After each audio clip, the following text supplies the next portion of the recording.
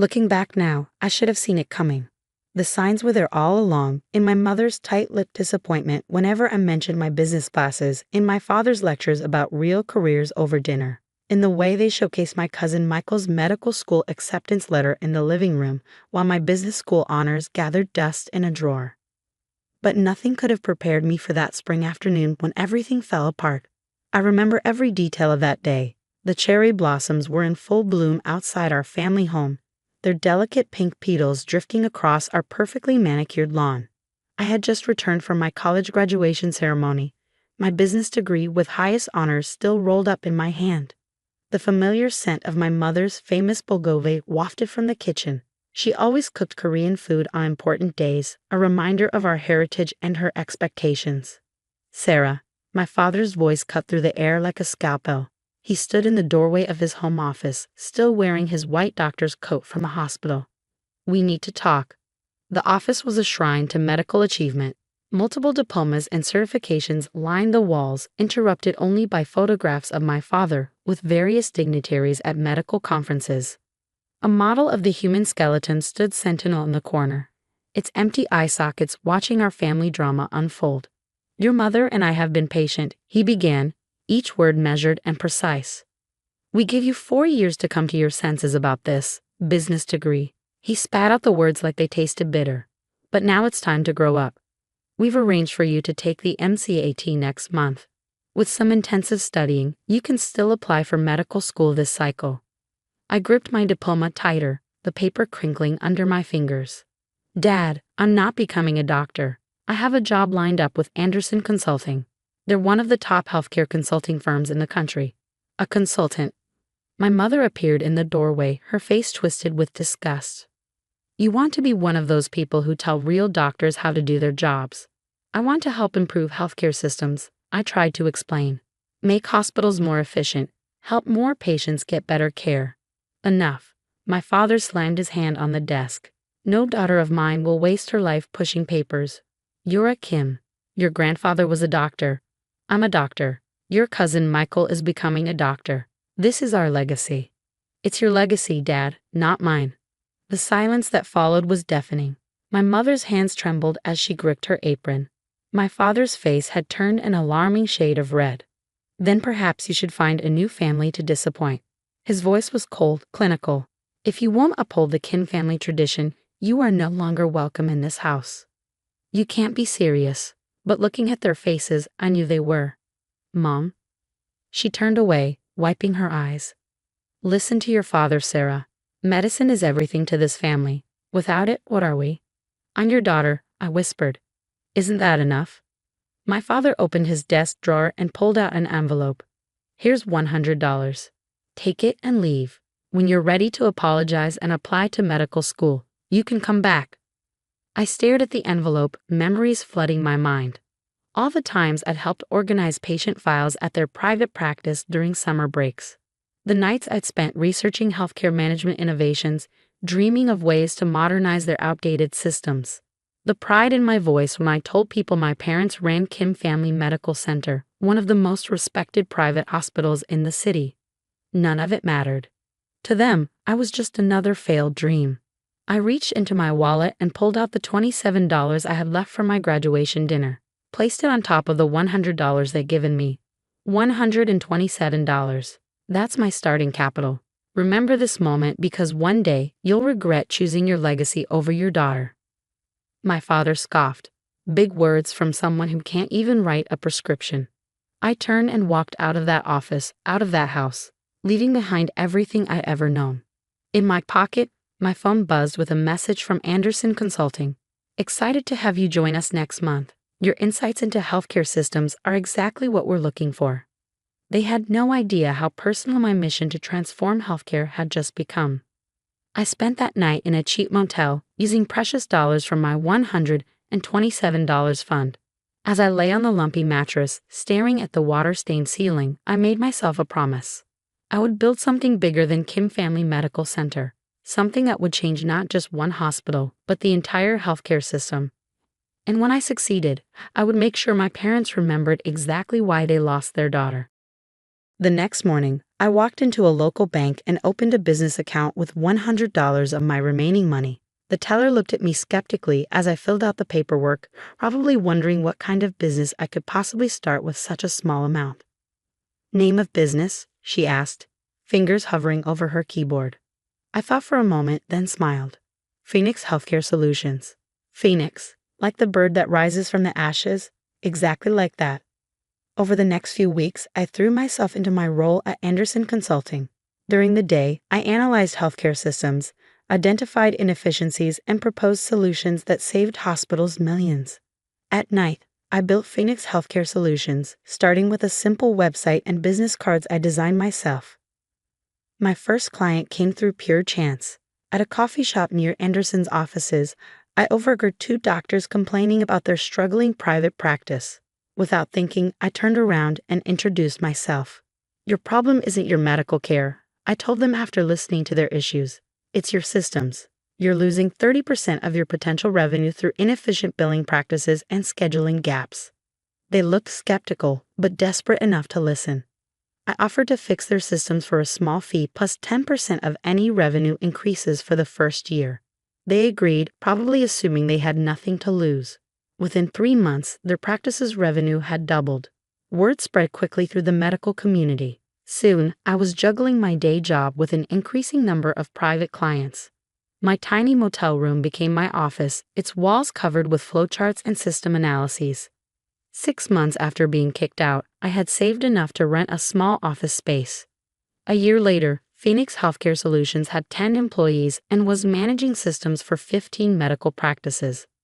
I never told my clients about my parents or Kim Family Medical Center. In fact, I rarely used my full name, going by Sarah P. for Phoenix in all business dealings, but I kept tabs on my family's hospital through industry news and gossip. They were struggling, though they'd never admit it. The healthcare landscape was changing, becoming more corporate, more efficient. Private hospitals like theirs were being squeezed by larger healthcare groups with better systems and more resources. I could have helped them. I knew exactly how to modernize their operations, how to make them competitive in the new healthcare economy. But they had made their choice, and I was making mine. By my 3rd year, Phoenix Healthcare Solutions had expanded beyond simple consulting. We were buying struggling practices, modernizing them, and either selling them for profit or incorporating them into our growing network. Each acquisition taught me more about the industry, about the complex dance of healthcare politics and economics. I hired the best talent I could find, doctors who understood both medicine and business, tech experts who could build cutting-edge medical systems, lawyers who specialize in healthcare regulations. Together, we were building something revolutionary, a healthcare group that combined medical excellence with business efficiency. The irony wasn't lost on me. In rejecting my parents' dream of becoming a doctor, I had ended up deeper in the medical world than they could have imagined. But I was doing it my way, proving that there was more than one path to improving healthcare.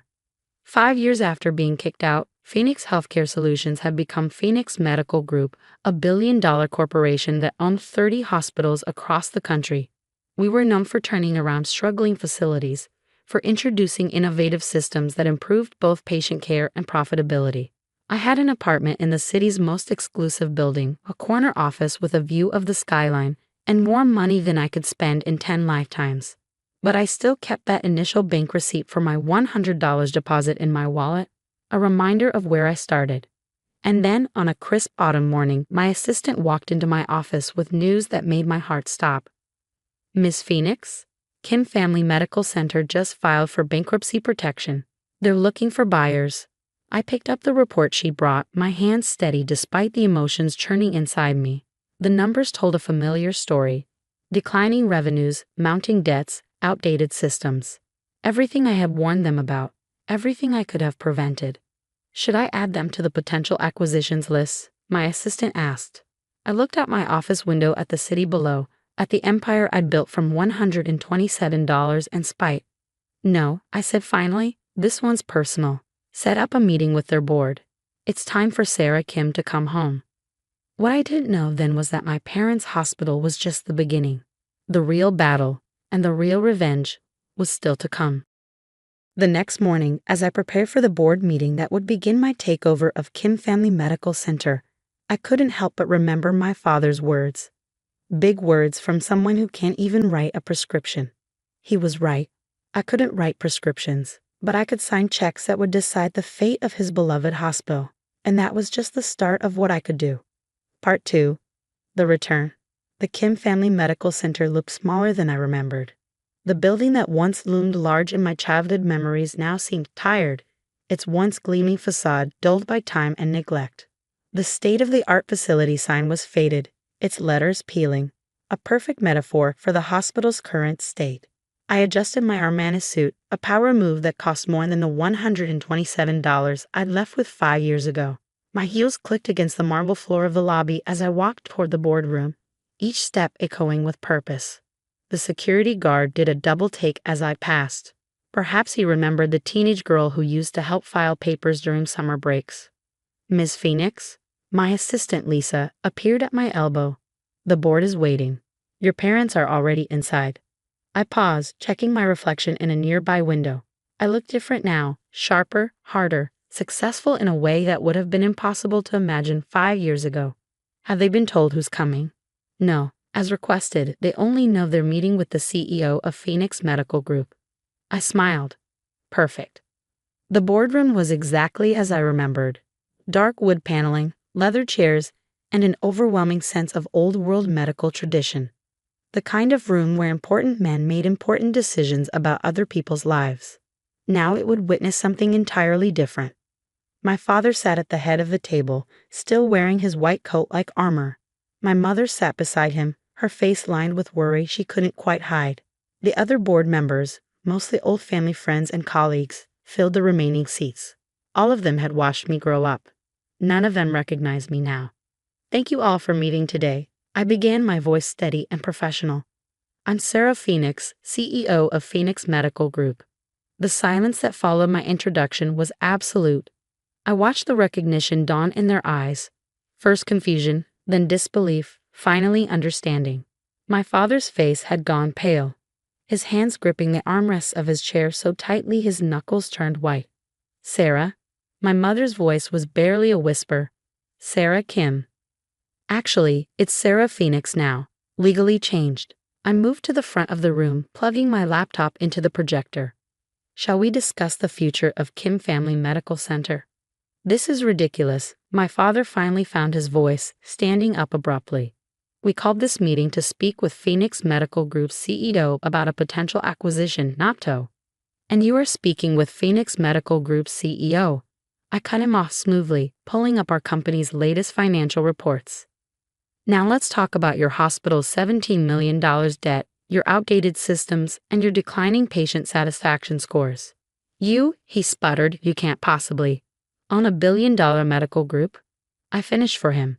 The same group that's been buying up struggling hospitals across the country. The one that's revolutionizing healthcare management? I clicked to the next slide, showing Phoenix Medical Group's current holdings. I think you'll find I can, and I do. Dr. Park, one of the senior board members, leaned forward adjusting his glasses. Sarah, you built all this? Remember when I said I wanted to improve healthcare systems? I looked directly at my parents. This is what I meant. Phoenix Medical Group owns 30 hospitals, all running at peak efficiency. We've increased patient care quality while reducing costs. Everything I tried to tell you about 5 years ago, I've proven it works. The board members exchanged glances. They knew the numbers. Kim Family Medical Center was months away from complete collapse. Phoenix Medical Group was their best hope for survival. My father stood up again, his face flushed. We'll find another buyer. Will you? I pulled up another slide.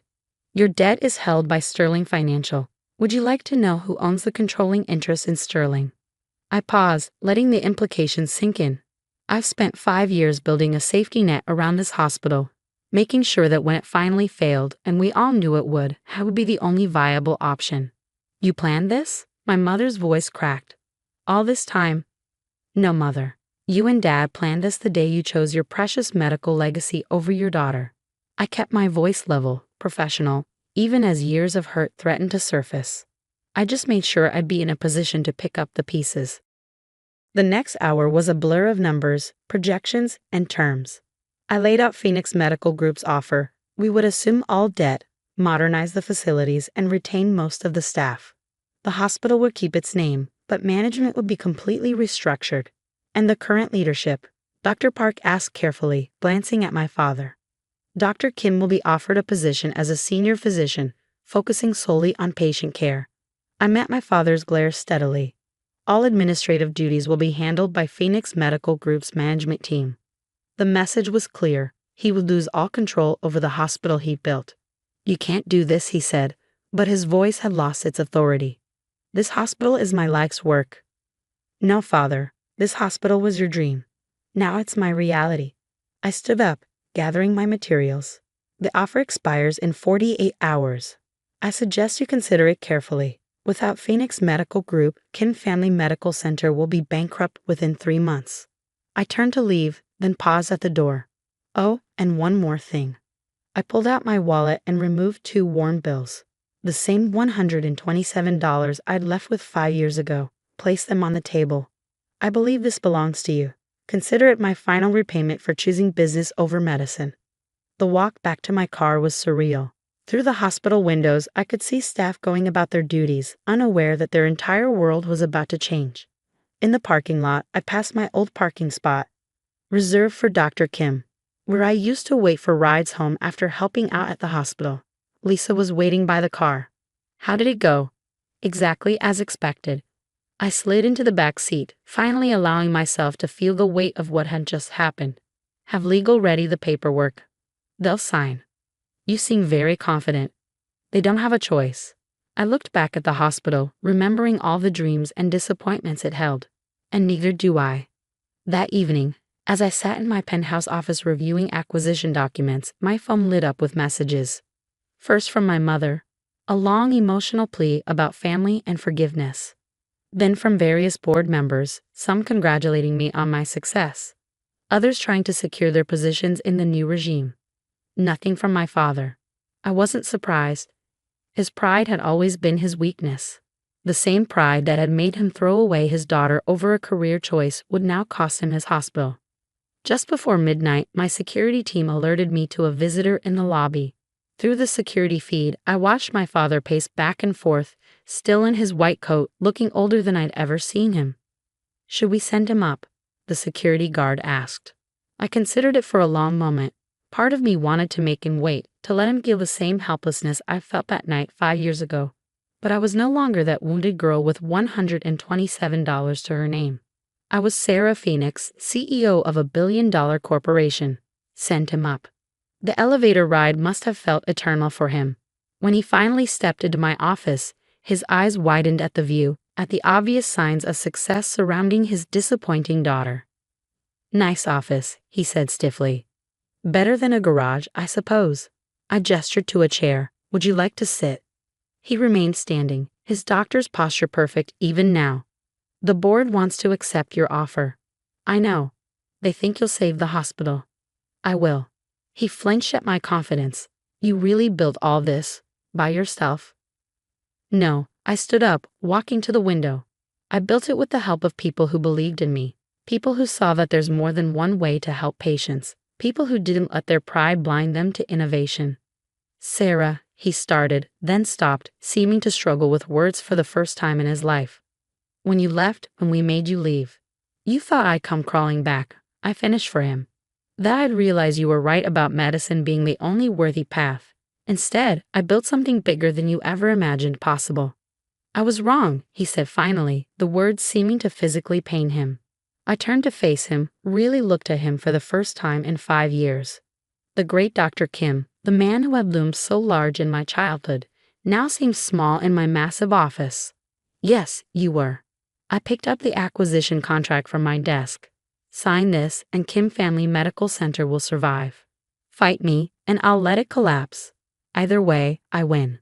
His hand shook slightly as he took the contract. Will you at least keep the Kim name?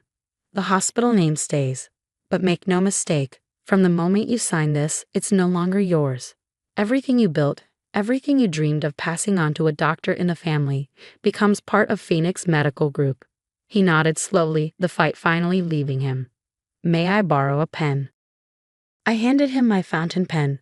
A Mont Blanc that cost more than that first $100 he'd given me to leave. He signed without reading, a broken man accepting defeat. As he turned to leave, he paused at the door. For what it's worth, I'm proud of what you've built, even if it's not what I wanted for you. Thank you, I said quietly, but I didn't build it for your pride. After he left, I stood at my window for a long time, watching the city lights twinkle below. Somewhere out there was a small motel room where a scared young woman had once promised herself she'd prove everyone wrong. A cheap bank branch where $100 had become the seed of an empire. A coffee shop where a chance conversation had launched a revolution. I pulled out my phone and dialed Lisa. Schedule a full audit of Kim Family Medical Center for next week. I want to know everything, every outdated system, every inefficiency, every opportunity for improvement. Of course, and Dr. Kim. I thought about my father's defeated expression as he signed away his life's work. Give him an office on the 4th floor. No administrative access, just a standard physician's privileges. Let him keep his white coat and his pride. That's all he has left now. But the story wasn't over.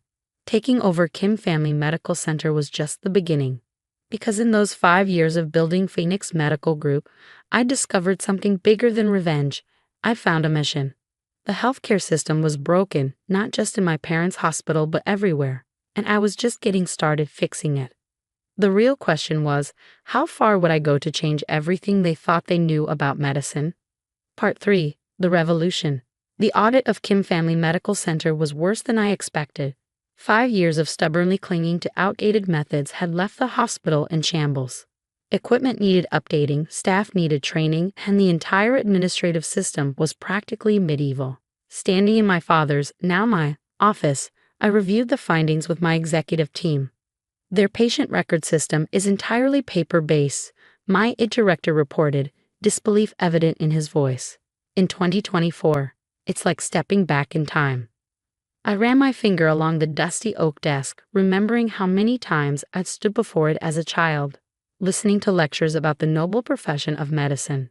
How long to implement our standard systems? 3 months minimum, and that's if we work around the clock. Make it 2. I looked out the window at the hospital grounds. The cherry trees were blooming again, just like the day I'd left. I want this place transformed before the cherry blossoms fall. The next weeks were a whirlwind of activity. I moved my office temporarily to the hospital, overseeing every detail of the transformation. Staff were retrained, systems were modernized, and the entire facility was dragged forcefully into the modern era. My father kept his head down, seeing his patients and avoiding me. Sometimes I catch glimpses of him in the hallways, his white coat no longer carrying the same authority it once did. He looked smaller somehow, diminished. My mother tried a different approach. She started leaving containers of homemade bulgogi in my office, just like she used to when I helped at the hospital during summer breaks. I returned each one untouched with a polite note, "Thank you, but I have lunch meetings." The local medical community buzzed with gossip about the prodigal daughter's triumphant return. Some praised my success, others criticized my hostile takeover of my own family's hospital. My cousin Michael, now a resident at a prestigious hospital across town, gave interviews about the tragedy of the situation. I ignored it all, focusing instead on the numbers. Within the first month, patient satisfaction scores rose by 15%. By the second month, operating costs had decreased by 22%. The hospital was healing, even if my family wasn't. Then came the incident that changed everything. I was working late one night, reviewing implementation reports, when the emergency alert system I'd installed lit up. A major traffic accident had occurred on the highway, multiple casualties, severe trauma cases. Under the old system, Kim Family Medical Center would have diverted most cases to larger hospitals. But we weren't the old system anymore. I rushed to the emergency department, watching as our new protocols kicked in. Digital systems tracked bed availability in real time. AI-assisted triage software helped prioritize cases. Staff movements were choreographed with military precision, guided by efficiency algorithms I'd spent years perfecting. And there, in the middle of it all, was my father. His white coat was stained with blood as he moved from patient to patient, his experienced hands steady even in chaos. For the first time, I saw him truly seeing our new systems in action, how they supported rather than replaced medical expertise, how they helped doctors save more lives. Hours later, when the crisis had passed, he found me in my office. 14 critical patients, he said quietly. We didn't lose a single one. I looked up from my laptop. That's what happens when you combine good medicine with good systems. He stood there awkwardly for a moment. Then, your mother misses you. We both do. I've been here every day for 2 months. You know what I mean, he sighed, suddenly looking very tired. When did you become so hard, Sarah? The night my parents told me I was worth nothing without a medical degree. I kept my voice level, professional. The same night I learned that sometimes you have to choose between being loved and being respected. And you chose respect. I chose success, on my own terms. I turned back to my work. The cherry blossoms are falling, Father. How does it feel to watch your old world fall with them? He left without answering, but something had shifted. The next day, I found a stack of patient files on my desk, cases where our new systems had made a critical difference. A peace offering, perhaps, or maybe just acknowledgement. By the 3rd month, Kim Family Medical Center had become the flagship of Phoenix Medical Group's new healthcare model. We were receiving inquiries from hospitals across the country, all wanting to learn our methods. The same board members who had doubted me now fought for chances to sign my praises to industry publications. My father gradually began attending administrative meetings, not as a leader but as an observer. He asked questions about the systems, showed interest in the improvements, small steps but significant ones. Then came the day I found him training younger doctors on how to use our new diagnostic software. It's quite extraordinary, he was saying as I passed by the conference room.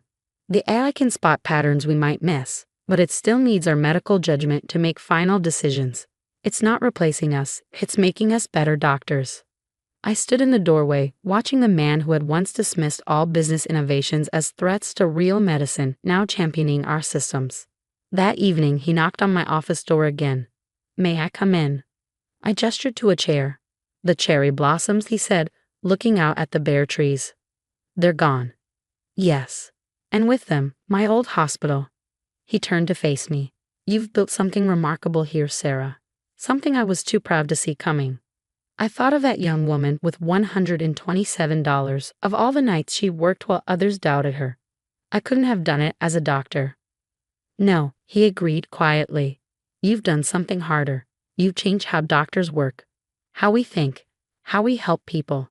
He placed an envelope on my desk. I'd like to retire. I opened the envelope. Inside was his resignation letter, along with a proposal for a teaching position, training new doctors on integrating modern healthcare systems with traditional medical practice. You want to teach.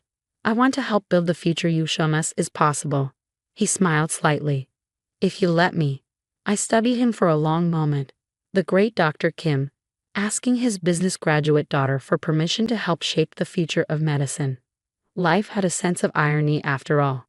The position is yours, I said finally, on one condition. Name it. Have dinner with me tonight. You, me, and Mom. Not as CEO and staff, but as family.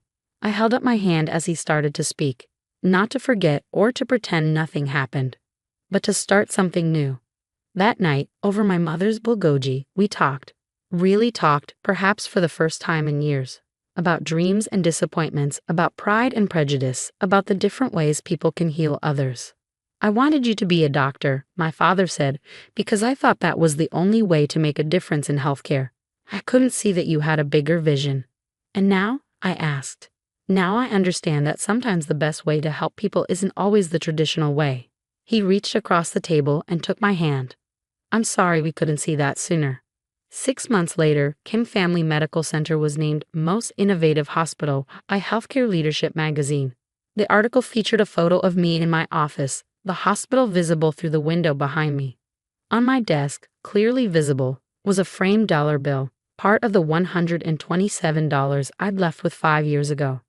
The caption read, Sarah Phoenix, formerly Kim, proves that sometimes the best medicine isn't practiced in a white coat. My father keeps a copy of that magazine in his teaching room.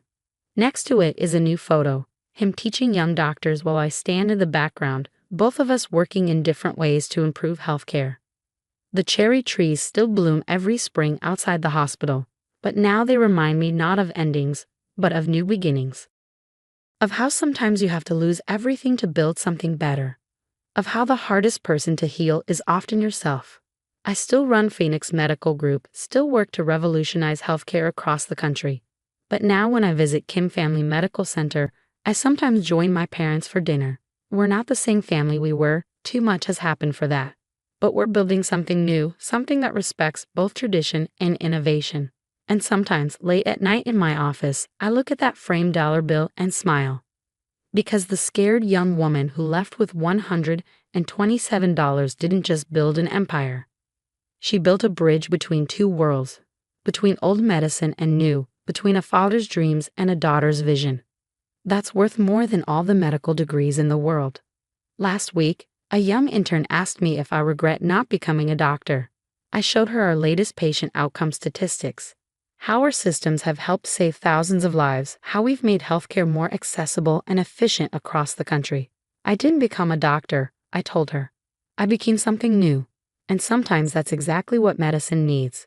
My father, passing by at that moment, stopped and smiled. And sometimes, he added, that's exactly what a family needs too. The cherry blossoms are blooming again outside my window. But this time, they're not marking an ending. They're celebrating a revolution, in medicine and family, and in the heart of a woman who dared to heal healthcare her own way. Sometimes the best revenge isn't proving others wrong. It's proving yourself right.